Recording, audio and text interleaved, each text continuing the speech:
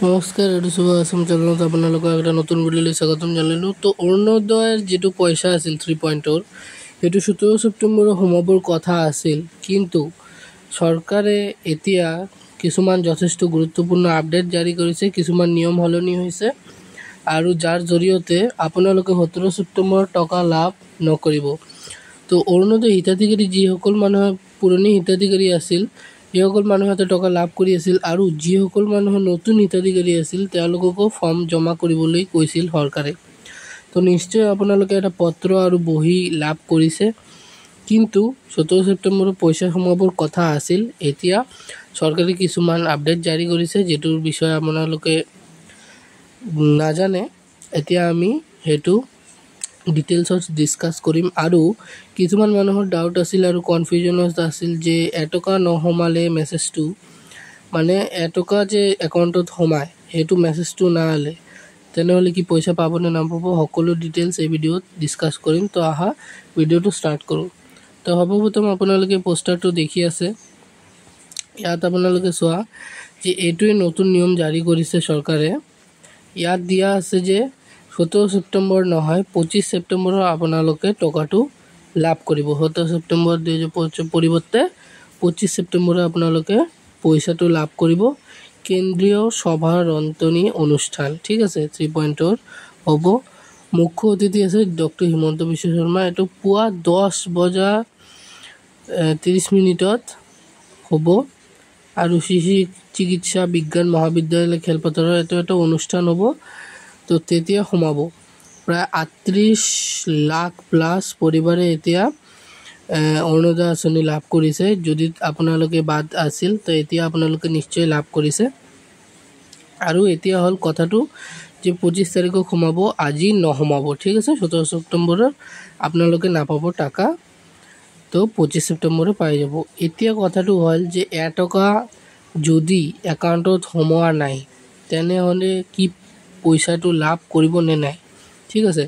তো এটকা বহুত মানুহৰ সোমাইছে আৰু বহুত মানুহৰ সোমোৱা নাই। এতিয়া চোৱা, এটকাটো সোমোৱাৰ মেছেজটো মোবাইলত আহিছে আৰু আহে নাই। কিয় অহা নাই সেইটোৰ কাৰণ মই কৈ দিছোঁ। বহুতবাৰ এনেকুৱা হৈ থাকে যে মানে যদি আপোনালোকে বেংকৰ KYC আপডেট নকৰা বা মোবাইলৰ ইনবক্স ফুল থাকে বা কিছুমান বেংকে যে ইমেইলত ট্ৰানজেকশ্যন হিষ্ট্ৰী সেইটো পঠায়, তো তেওঁলোকে নাম্বাৰত SMS নকৰে হা, সেইটোৰ কাৰণে নহ'ব পাৰে। আৰু যদি আপোনালোকে পত্ৰ আৰু চিঠিটো লাভ কৰিছা, ঠিক আছে, তেনেহ'লে এটকা সোমালেও আপোনালোকে পাবা, নোসোমালেও পাবা। এটকা নোসোমাৰ সেইটো কেইটা কাৰণ হৈ থাকে, মোবাইলৰ টেকনিকেল কিছু গ্লিচ হৈ থাকে। KYC যদি বহুত দিনৰ পৰা নিদিয়া আপোনালোকে তেনেহ'লে এইটো গ্লিচ হ'ব পাৰে। বহুত দিনৰ পৰা KYC নিদিলে বেংক একাউণ্টটো ব্লক হৈ যায় বা ইনএক্টিভ হৈ যায়। এইকাৰণে KYC যদি আপডেট কৰা আপোনালোকে তেনেহ'লে সোমাব পাৰে। আৰু যদি নোসোমোৱা, মেছেজটো যদি অহা নাই মোবাইলত, তেনেহ'লে আপুনি বেংকত যোৱা, তাত পাছবুকটো আপডেট কৰা, তাত যদি শ্ব' কৰে যে এটকা সোমাইছে তেনেহ'লেতো ভাল কথা। যদি না শ্ব' কৰে তেনেহ'লেও কোনো চিন্তা কৰিবলগীয়া বেপাৰ নাই, আপোনালোকৰ পইচা নিশ্চয় সোমাব যদি আপোনালোকে চিঠি আৰু পত্ৰটো পাইছা। আৰু এতিয়া কথা হ'ল কোন কণ্ডিশ্যনত নোসোমাব, যদি আপোনালোকৰ বেংক একাউণ্ট কিবা কাৰণত ব্লক বা ইনএক্টিভ হৈ থাকে, ঠিক আছে। মেছেজ আহিব নহ'ব এটা বেলেগ কথা, কিন্তু বেংক একাউণ্ট যদি কিছু খেলি মেলি হৈ থাকে, আধাৰ যিটো লিংক হোৱা মানে আপডেট না হৈ থাকে, আধাৰৰ সৈতে লিংক কৰিব লাগিব।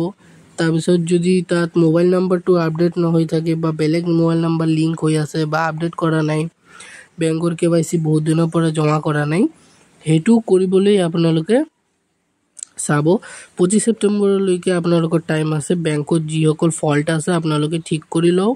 যদি আপডেট কৰা নাই বেংক পাছবুক, যদি KYC আপডেট কৰা নাই, যদি নাম্বাৰৰ কোনো খেলি মেলি আছে, কোনো বেলেগ নাম্বাৰ আছিলে সেইটো এতিয়া নাইকা, এতিয়া আপোনালোকে বেংক একাউণ্টৰ নাম্বাৰটো চেঞ্জ কৰি লোৱা, লিংক কৰি লোৱা। তাৰপিছত আধাৰ যদি লিংক নহৈ থাকে সেইটো লিংক কৰি দিয়া, ঠিক আছে।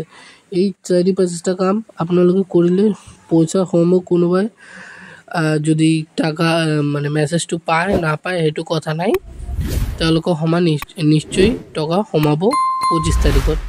25 তাৰিখে সোমাই যাব। আজকে আশা কৰি লাভ নাই, 17 ছেপ্টেম্বৰত পইচা নোসোমাব।